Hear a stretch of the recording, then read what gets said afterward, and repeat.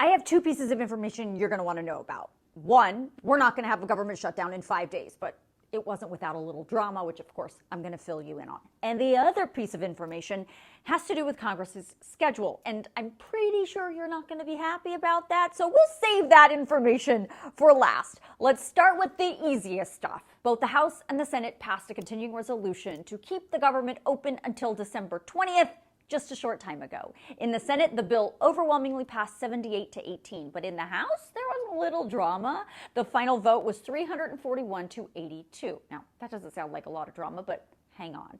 Democrats were the ones who pushed this bill over the finish line. 209 Democrats voted yes, and 132 Republicans voted yes. All of the 82 no votes came from Republicans. 9 House members did not vote. So you're probably thinking, it's kind of strange. If Republicans control the House and Speaker Johnson was the one behind this bill, why did all those Republicans vote no? 2 reasons. 1, because Republicans did not get the budget cuts they wanted, and 2, they voted no because the GOP-backed SAVE Act was not included.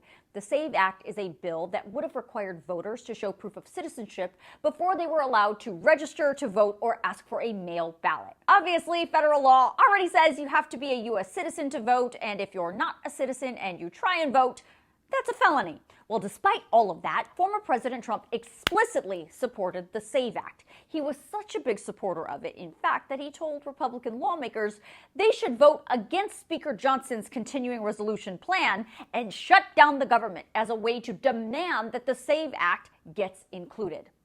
Obviously, that move failed today when a majority of House Republicans agreed with Speaker Johnson, who said shutting down the government this close to an election would be an act of political malpractice. Now this bill goes to President Biden's desk for signature, but this isn't the end. We are going to be right back here after the election, facing another government shutdown on December 20th. So not only are we going to be dealing with election fallout, but Congress will also now be fighting over how to fund the United States government.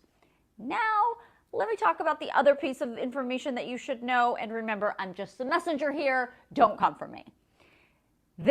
What Congress did today, represents the last thing they are going to do before the election. Yeah, you heard me correctly. The House and the Senate are both now on recess until November 12th.